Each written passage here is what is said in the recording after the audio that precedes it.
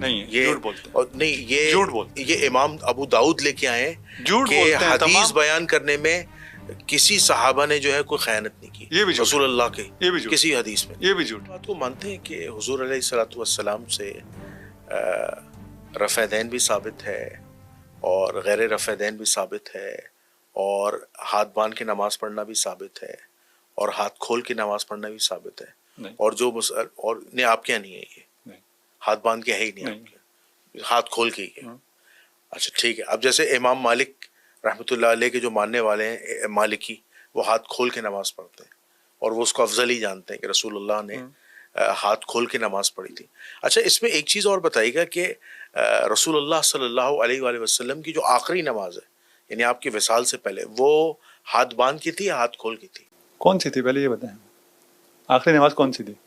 نہیں جو رسول اللہ کی جو نماز وہ کون سی تھی؟ جو پیر کے دن آپ کا وصال ہوا تھا نا، میرے خیال سے فجر کی نماز کی میں بات کر رہا ہوں. آپ کے ہاں کہا جاتا ہے کہ رسول زندہ تھے اور رسول خدا نے نماز نہیں پڑھائی اور نماز کے لیے حضرت ابوبکر سے کہہ دیا. جی جی. اور یہی دلیل ہے کہ حضرت ابوبکر خلیفہ ہیں. جی جی.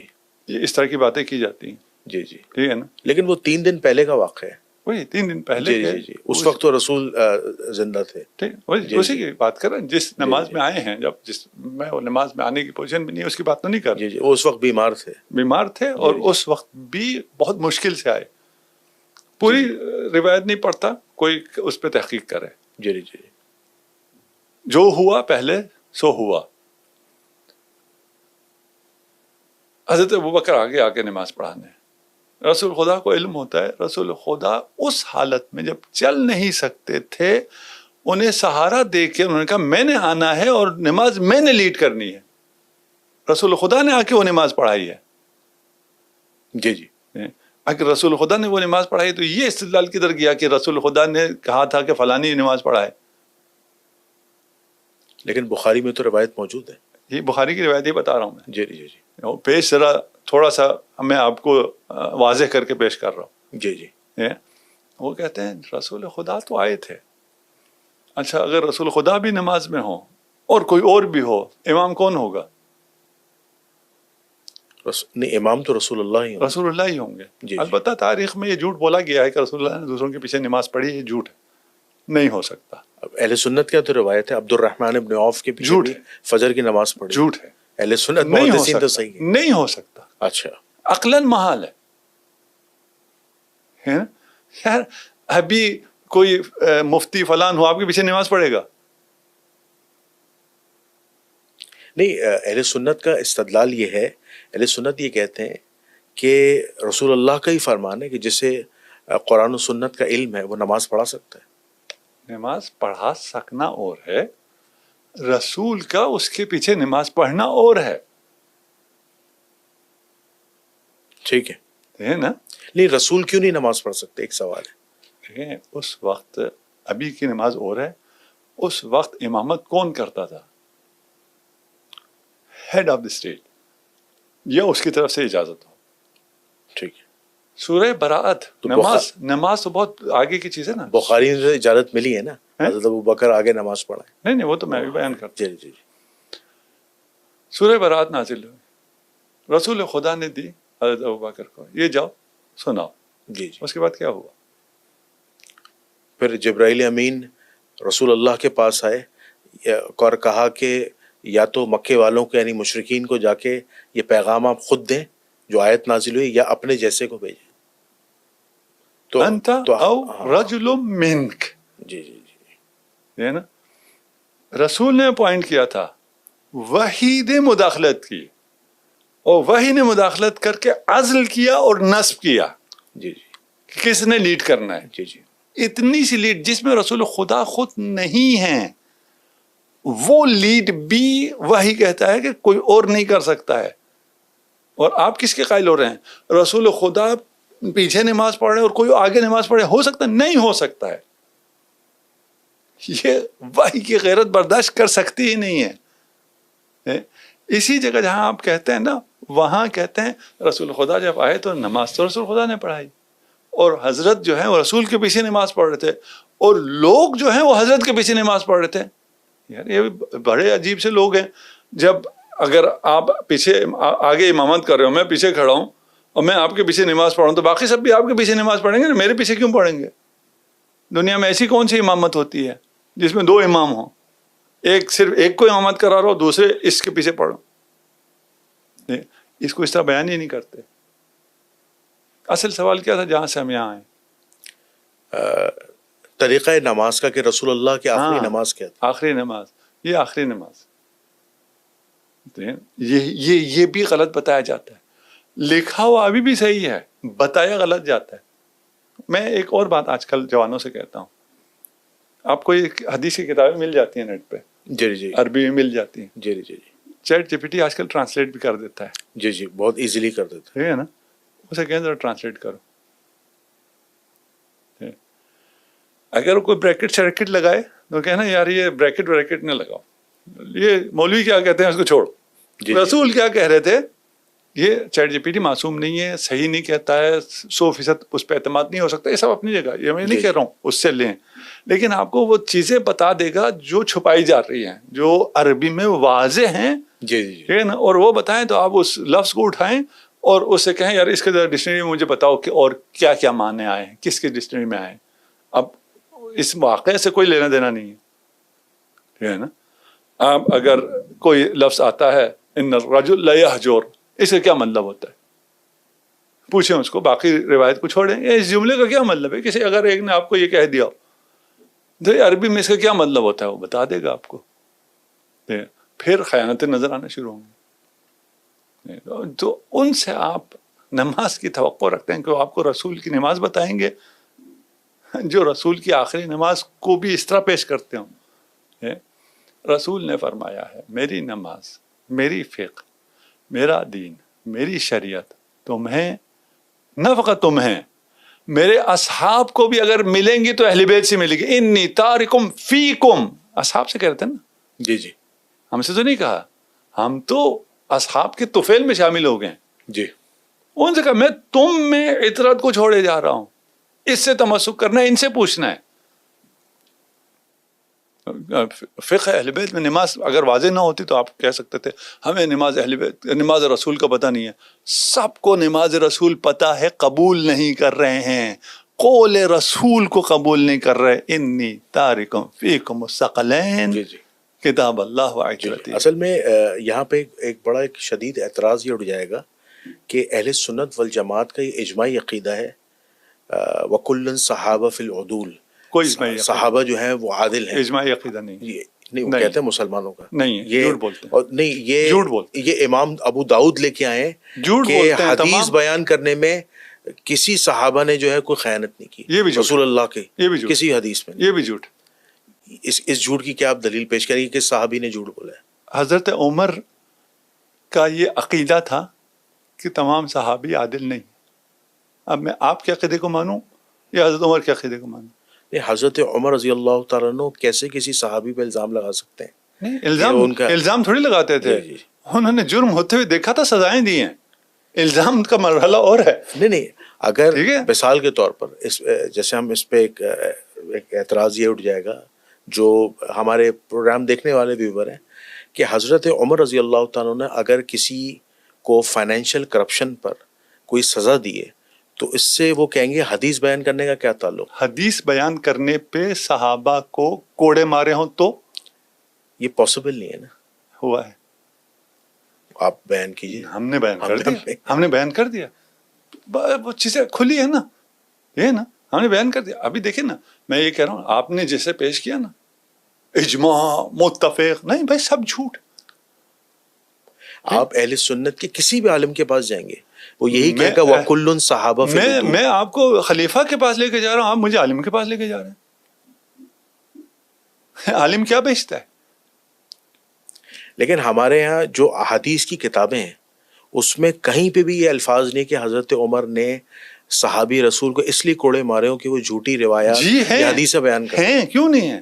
آپ کی کتاب، میری کتاب میں تو الزام ہو جائے گا، بہتان ہو جائے گا. آپ کی کتاب میں ہے. جی ہو سکتا ہے جو روایت موجود ہو اس کا راوی کذاب و جھوٹا ہو، راوی اس کا راوی سندن جو ہے وہ روایت ضعیف ہو. اس کا راوی صحابی ہے، آپ نے خود کہہ دیا پھر صحابی جھوٹ بولتا ہے. نہیں صحابی سے جو روایت لینے والے دیکھیں نا، سند جو ہوتی ہے نا وہ گولڈن چین ہوتی ہے نا. ہو سکتا ہے تابعی کذاب ہو، تبا تابعین کذاب ہو، یہ بھی تو ہو سکتا ہے. کیونکہ دیکھیں یہ آپ کو پتہ ہے ایک چیلنجیبل ڈبیٹ بن جاتی ہے.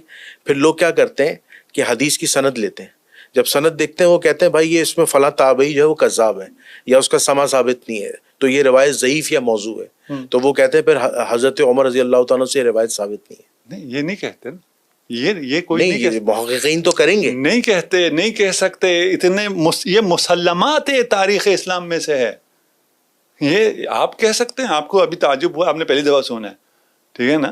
کوئی اہل علم نہیں کہہ سکتا. پھر دیکھیے اتنا کھیل نہیں ہوتا. اگر آپ اس طرح رد کرنا شروع کریں نا کہ کوئی ہوگا، یہ روایتوں کا رد اسی طرح کرتے ہیں. نہیں میں آپ کو کہ اس کی سند، اس کے متن کو دیکھتے ہیں میں اور وہ جہاں ٹکراؤ ہوتا ہے وہ حدیث کو یا روایت کو ضعیف ثابت کر دیتے ہیں. میں یہ آج بتاتا ہوں نا آپ کو کیا ہے. جی جی جی. صحیح مسلم میں حدیث ہے، یا علی لا یبغضک الا منافق ولا یحبک الا مؤمن. صحاح میں ہے. اس روایت کو مانتے ہیں؟ صحیح مسلم کی روایت ہے 240 علی سے محبت نہیں رکھے گا مگر مومن، علی سے بغض نہیں رکھے گا مگر منافق. اس کو مانتے ہیں؟ اس کو تو تمام مسلمان نہیں مانتے. نہیں مانتے جو نہیں مانے گا وہ ایمان سے جائے گا نا.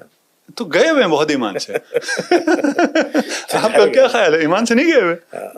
گئے ہوئے ایمان سے نہیں مانتے. اگر آپ یہ والا کام شروع کریں، ٹھیک ہے نا، کہ یہ اسی روایت میں نکال لیتے ہیں یہ جو ہے یہ ضعیف ہے، میں نام نہیں لیتا اور اس میں نہیں جاتا. جی بالکل صحیح بات. کہتے ہیں یہ روایت جو ہے یہ صحیح معلوم نہیں ہوتی ہے. کیوں؟ اس لیے کہ بہت سے صحابہ علی کا بغض رکھتے تھے. یہ بات آپ کی بالکل جائز ہے. کیا؟ بالکل آپ نے صحیح فرمایا. کیا؟ ایون میں نے ابھی لاسٹ جو ایک پوڈ کاسٹ کی تھی، اس رسول اللہ صلی اللہ علیہ وسلم کی زندگی میں بریدہ اسلمی نام کے ایک صحابی ہیں، انہوں نے تو کھلم کہا تھا رسول اللہ کو کہ میں علی سے نفرت کرتا ہوں. تو رسول اللہ نے فرمایا علی سے نفرت نہ کرو، علی سے محبت کرو اور اپنی محبت کو بڑھا دو. بلکہ ایک تو جو 4 صحابہ حضرت علی پر الزام لگانے آئے تھے کہ علی نے معاذ اللہ ایک لونڈی کے ساتھ جمع کیا ہے. یہ غدیر خم سے پہلے کا واقعہ ہے، غالباً 8 ہجری کا واقعہ ہے، فتح مکہ کے بعد کا. تو رسول اللہ صلی اللہ علیہ وسلم کا چہرہ انور تغیر کر گیا اور آپ نے ارشاد فرمایا کہ تم علی کے معاملے میں مجھ سے کیا چاہتے ہو؟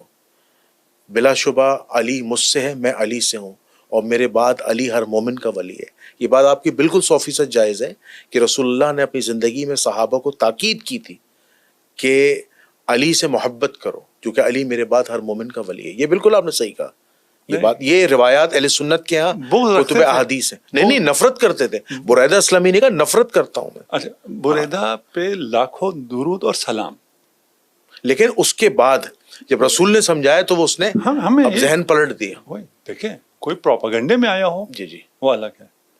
بریدہ آ کے رسول خدا سے عرض کرتا ہے کہ میں علی سے اتنی نفرت کرتا ہوں جتنی کوئی کسی سے نہیں کرتا ہے. کیوں نفرت کرتا ہوں؟ اس لیے کہ نفرت کرنے والا پورا ٹولہ تھا. اس میں ایک جملہ اور بھی ہے، اس ایک روایت میں کہ میں فلاں سے محبت کرتا تھا تو جس کی وجہ سے میں نفرت کرتا ہوں. ٹھیک ہے نا، کیونکہ اسی نے کہا تھا کہ شکایت لگاؤ جا کے. یہ پورا ایک ٹولہ تھا جو علی سے بغض رکھتا تھا. رسول کہہ رہے ہیں علی سے بغض رکھنے والا منافق ہے. بے شک آپ نے کہا یہ منافقین تھے، پھر آپ کہتے ہیں اہل سنت کا اجماع ہے تمام صحابہ عادل ہیں. کدھر ہے اجماع؟ نہیں، اس حدیث کے اینڈ میں یہ بھی تھا کہ جب رسول اللہ نے سمجھایا تو پھر بریدہ اسلمی کہتے ہیں کہ میں علی سے محبت کرنے والا ہو گیا. نہیں، وہ معاملہ وہی ختم ہو گیا. میں علی سے اتنی محبت کرتا ہوں جتنی میں کسی سے نہیں کرتا ہوں. معاملہ بریدہ کا ختم ہوا اس لیے کہ بریدہ اس پروپیگنڈے میں آ کے بغض رکھ رہا تھا، اسی لیے اس نے آ کے اظہار بھی کیا. لیکن وہ جو دوسرا گروہ تھا ان کا بغض بھی ختم ہوا؟ نہیں، ختم نہیں ہوا. اس لیے میں نے کہا نا بریدہ پہ میری جان قربان، ہزاروں لاکھوں درود اور سلام بریدہ پر رضی اللہ تعالی عنہ. غلط فہمیاں تو ہو جاتی ہیں، اس میں تو کوئی نہیں، انسان ہے، ایک پروپیگنڈے میں آ گیا ہے نا، اس پہ ہم نہیں کہہ رہے. ایک پورا گروہ موجود تھا، واللہ یعصمک من الناس، پورے ناس تھے، رسول کے اطراف میں موجود تھے. ہم کہہ رہے ہیں سارے عادل ہیں. منافق عادل ہوتے ہیں؟ منافق تو اس کی سزا تو بہت سخت. نہیں، منافق عادل ہوتے ہیں؟ نہیں، عادل نہیں، عادل نہیں ہوتے. پھر یہ بھی جھوٹ بتایا جاتا ہے کہ اہل سنت کا اجماعی موقف ہے کہ سارے صحابہ عادل ہیں. جھوٹ. ہم کہتے ہیں بھائی اہل سنت میں حضرت عمر ہے یا نہیں ہے؟ حضرت عمر کا نہیں ہے. حضرت عمر جنازہ نہیں پڑھتے تھے صحابہ کا، دیکھتے تھے پہلے حذیفہ جائیں تو میں پڑھوں. یہ بھی ہے یا نہیں ہے؟ اسلام میں کوئی ایسا موقف نہیں ہے، صحابہ کا ایسا کوئی موقف نہیں ہے کہ سارے صحابہ عادل ہیں. صحابہ کا کوئی ایسا موقف نہیں ہے کہ صحابہ رسول خدا سے جھوٹ نہیں باندھتے ہیں. یہ ایک ضرورت کے تحت بعد میں نظریہ گھڑا گیا ہے تاکہ ایک چیز کو استوار کیا جائے. جی اچھا، آپ یہ بات تو مانتے ہیں کہ حضرت حذیفہ ابن یمان رضی اللہ تعالیٰ عنہ جو رازدار رسول ہیں، 12 منافقین کے نام تو کسی کو بھی نہیں پتا وہ کون تھے، بس اتنا پتا ہے کہ وہ جنت میں داخل نہیں ہوں گے. نام تو کسی کو بھی نہیں پتا تھے کیونکہ وہ تو نام راز میں کسی کتاب میں درج نہیں ہے. یہ تو آپ مانتے ہوں گے؟ نہیں، اگر نام دکھا دیں تو نام صحیح سند سے ثابت ہے. ہاں، تو ہم چونکہ اہل سنت کے پاس تو نام نہیں ہے. اگر ہوں تو نام مل جائے بہت اچھی بات ہے. پھر نام مل جائے تو بہت اچھی بات ہے. پھر کدھر جائیں؟ کیونکہ اس کی وجہ یہ کہ چونکہ یہ تو پھر اس کا مطلب راز فاش ہو گیا نا. ہاں، کہ رسول نے تو منع کیا تھا، پھر بھی نام پتہ چل گئے. نہیں دیکھیے رسول نے خود بتایا نا. نہیں، رسول نے تو بتایا تھا لیکن یہ بھی کہا تھا اس کو راز رکھنا، یہ راز ہے نا. انہیں کیوں رازدار کہا جاتا ہے حذیفہ ابن یمان کو؟ حدیث پوری پتہ کیا ہے؟ جی بتائیے. 12 صحابی ہیں جو جنت میں داخل نہیں ہوں گے جی جب تک سوئی سے اونٹ نہ گزر جائے. محاورہ ہے کہ یہ محاورہ ہے، یہ کبھی بھی داخل نہیں ہوں گے. کبھی بھی داخل. پہلے مرحلے پہ یہاں آ جاتے ہیں کہ صحابہ میں 12 ایسے ہیں جو جنت نہیں جا سکتے. جی آپ کو پتا ہے کون ہے؟ مجھے نام نہیں پتا. نہیں پتا. جی ٹھیک ہے نا. حذیفہ ابن یمان کو پتا ہے. ان سب میں کوئی بھی ہو سکتا ہے. جی کوئی بھی ہو سکتا ہے نا. بس سارے عادل ہیں. جھوٹ ثابت ہو گیا. نہیں، اس میں دیکھیں سارے عادل ہیں. جھوٹ 12 عادل نہیں ہیں. جو منافق ہو گیا، جو منافقین ہو گئے، وہ تو رسول کے صحابی رہے نہیں نا. نہیں، وہی ہمیں تو نہیں پتا نا کون ہوئے. ہمیں کہاں سے پتا ہے؟ رسول کو تو پتا ہے نا. نہیں، ہمیں پتا ہے. نہیں، ہمیں نہیں پتا. ہمیں حذیفہ ابن یمان اور رسول اللہ کو پتا ہے، ہمیں نہیں پتا. اب ہو سکتا ہے جس کو ہم نے ہاتھ رکھ کے ہم نے سمجھا ہو یہ نجوم ہے اس کے پیچھے چلے، وہ قاتل رسول نکل آئے. پھر کیا کریں گے؟ ہو سکتا ہے نہیں ہو سکتا؟ بالکل ہو سکتا ہے لیکن پتا نہیں ہے. پتا نہیں ہے نا. جی جب پتا نہیں ہے تو اس کا مطلب کیا ہے؟ تو ہم بلیم بھی تو نہیں کر سکتے نا. بلیم نہیں کر رہے، انگلی تو نہیں اٹھا سکتے نا. نہیں اٹھا رہے. جی کہہ کیا رہے ہیں؟ کہہ رہے ہیں یہ جھوٹ ہے، سب عادل ہیں. ان میں 12 جن کا پتہ نہیں ہے منافق ہیں. نہیں، جو رسول اللہ کے حقیقی صحابہ ہیں وہ تو عادل ہیں نا. حقیقی کدھر سے آ گیا؟ آپ کو کیا پتا؟ آپ کو کیا خیال ہے جنہوں نے قاتلانہ حملہ کیا ان کے ادھر لکھا ہوا تھا ہم غیر حقیقی صحابہ ہیں؟ دیکھیں وہ حقیقی زیادہ حقیقی تھے. جیسے جو وہ عبداللہ بن ابی ہے، جیسے وہ رئیس المنافقین تھا. وہ وہاں تھا ہی نہیں. ظاہری طور پر تو وہ بھی ان میں نہیں ہے. منافق نہیں، ان میں نہیں ہے. ٹھیک ہے. نہیں، میں آپ کو بتا رہا ہوں قرآن نے تو اس کو منافق نہیں، وہ ان میں نہیں ہے. یہ چیز وہ ٹھیک ہے ان میں نہیں ہے لیکن وہ رئیس المنافقین تو تھا نا. ان میں نہیں ہے. ان 12 میں نہیں ہے. نہیں تو آپ کو تو نام ہی نہیں پتا نا. نہیں، مجھے پتا ہے نا. آپ کو ہی پتا ہے. آپ ابھی آپ سے مراد میں دوسروں کو کہہ رہا ہوں ایسے انجان بن رہے ہیں. یہ ہوا ہے غزوہ تبوک میں. جی بالکل. غزوہ تبوک واپسی میں جو ہوا ہے وہاں کے لوگوں کے ساتھ معاہدات. یہ جو سرٹیفائیڈ منافقین ہیں جس کو آپ ان سب چیزوں کو ان کے نام FIR ڈالتے ہیں وہ سب مدینہ میں تھے. ہمیں پتا ہے یہ نہیں تھے. ٹھیک ہے. نہیں، منافقین تو وہ بھی تھے نا کہ جنہوں نے تبوک کے موقع پر پیچھے جو ہے وہ مسجد زرار بنوا لی تھی. وہ مدینہ میں تھے نا. مدینہ میں تھے نا. تو رسول اللہ نے صحابہ کو کہا تھا اس مسجد کو جلا دو، یہ ایزا دینے والی مسجد ہے. آپ میری بات پہ نہیں. جی کچھ سرٹیفائیڈ منافقین ہیں جن کے گردن پہ آپ سارا بوجھ ڈال دیتے ہیں، اور سادہ بیچاروں کو یہ 12 بھی انہیں پہ اوپر ڈال دیتے ہیں. وہ یہ 12 وہ نہیں تھے، اس لیے کہ وہ لوگ تو سارے مدینہ رک گئے تھے اس میں. قرآن میں مذمت سورہ برات میں سب کچھ واضح ہے. یہ وہ کون تھے جنہیں آپ سچے کہہ رہے ہیں نا، وہ تھے. اور سچوں کی پھر زیادہ تاریخ بتایا نہیں تو پھر مشکل ہو جائے گی. ابھی فی الحال رک جاتے ہیں. ٹھیک ہے، اب ایک منٹ آتے ہیں. ٹھیک، یہ 12 صحابی ہیں جن کا ہمیں معلوم نہیں ہے. معلوم اگر نہ ہونے یہ 12 تو بات بہت خطرناک ہو جاتی ہے. پھر آپ کسی پہ اعتماد نہیں کر سکتے. یہ کہنا یقیناً جھوٹ ہوگا. سب ان سب میں یہ 12 ہیں. ٹھیک، یہاں تک آ گیا. جی. اس کے بعد رسول خدا نے بتایا ان میں سے 4 فلاں مرض سے مریں گے. جی. دوبیلا پھوڑے سے مریں گے. دوبیلا سے مریں گے. جی. تو بعد میں لوگوں کو پتا چلا ہے دوبیلا سے کون مرے یا نہیں پتا چلا؟ نہیں، دوبیلا پھوڑے سے مرے. وہ کون مرا پتا چلا یا نہیں پتا چلا؟ جی، صحابہ کو پتا چلا ہے. پتا چلا تو پتا چل گیا نا. پھر وہ کون تھے؟ ابھی کون نہیں ہے ان کے نام. جی. دوبیلا پھوڑے کی تو انفارمیشن ہے، کتابوں میں درج ہے نام. ابھی پھر ان کے نام کیوں نہیں ہے کہ وہ رسول کے قاتل یہ تھے؟ اس کو کیوں آگے انویسٹیگیٹ نہیں کیا گیا؟ اس کو کیوں نمایاں نہیں کیا جاتا؟ کوئی شواہد موجود نہیں ہے. یہ شاہد ہے نا، قول رسول ہے، قول صادق ہے. لیکن نام نہیں پتا نا. نام پتا ہے نا، جو دوبیلا سے مرے گا وہی ہے نا. اور کون ہے؟ رسول نے بتایا، میں تو نہیں کہہ رہا. بقیہ 8 کہاں گئے پھر؟ 4 تو پتہ چلے. وہ 4 کو آپ نے کون سا الگ کیا ہے؟ شامل ہے. نہیں، سوال یہ پیدا ہوگا کہ ان 4 کی نشاندہی کیسے ہوگی؟ یہ تو سوال ہے. یہ رسول نے نشاندہی کر دی نا، میں نے تھوڑی کرنی ہے. یہ تو رسول نشاندہی کر گئے. اس کے بعد ہمیں دیکھنا چاہیے تھا یہ جتنے 20-40 لوگ تھے ان میں سے کون کون دوبیلا سے مرتا ہے. لکھ لیتے یار یہ وہ تھے، ان سے دور رہو. کہیں لکھا گیا؟ کہیں نہیں لکھا گیا. دوبیلا پھوڑوں سے جو مرنے کی تعداد ہے وہ تو کافی زیادہ نہیں ہے. روایت نہیں ہے، صرف 4 نہیں ہے. نہیں زیادہ نہیں ہے. دیکھیے ملیریا کی طرح تھوڑی ہے دوبیلا کہ آپ کے جو ملیریا تو بہت مر گئے، ہمیں کیا پتہ چلے گا ان میں سے کون منافق تھے. تو رسول ایسی بات کیوں کہیں گے جو پتہ ہی نہ چلتا ہو؟ یہ کہیں جی یہ 8 منافق تھے، 12 منافق تھے، ان میں سے 4 مر جائیں گے. مر تو سب مر جائیں گے نا. یہ تو کوئی علامت نہیں ہوئی. تو رسول خدا دے گئے علامت. ایسا نہیں ہے رسول خدا کو یہ کیوں کہا دوبیلا سے مریں گے. علامت دے گئے، بتا گئے، ہدایت دے گئے.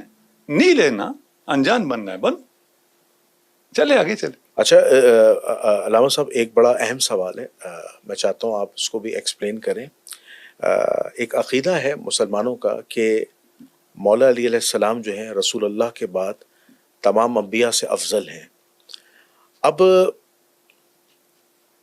جب یہ اعتراض اٹھتا ہے کہ انبیاء سے کیسے افضل ہوئے، تو کہ مولا علیہ السلام پہ نہ کوئی آسمانی کتاب نازل ہوئی، ٹھیک ہے، اور نہ ان پہ کوئی براہ راست کوئی وحی آتی تھی، نہ ان پر کوئی شریعت کے احکامات آتے تھے جیسے دیگر انبیاء پہ آتے تھے، ٹھیک ہے، اور جو دیگر انبیاء کے پاس جو بڑے بڑے معجزات تھے وہ مولا علیہ السلام کے پاس نہیں تھے.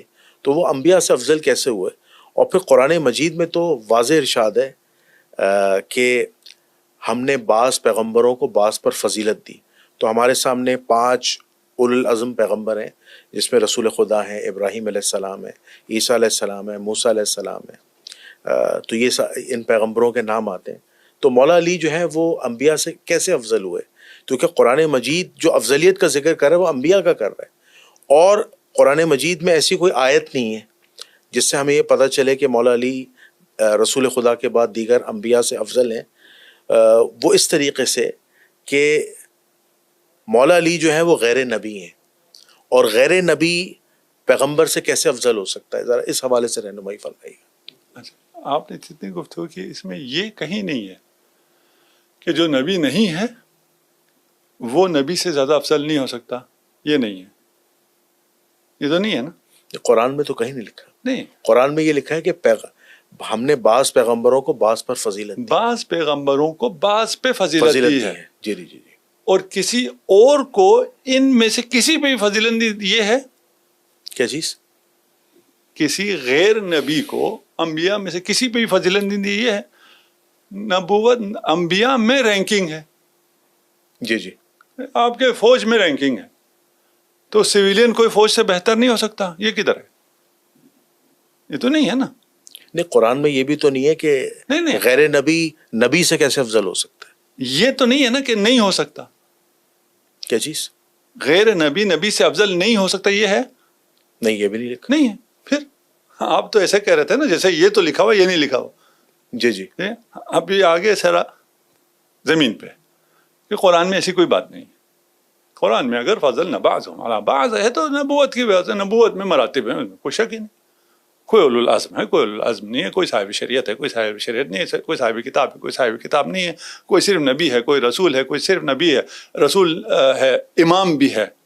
یہ نا تو یہ سارے مراتب ہیں اور ان مراتب میں سے نبوت ہے رسالت ہے امامت ہے. یعنی ایک شخص ہی ختم مرتبہ سے پہلے کی بات کر رہا ہوں. ایک شخص سے پہلے نبی ہوتا ہے اس کے بعد وہ رسول ہوتا ہے اس کے بعد وہ امام ہوتا ہے. تو ان تینوں میں سے جو ہائر رینک ہے وہ کون سا ہے؟ امامت.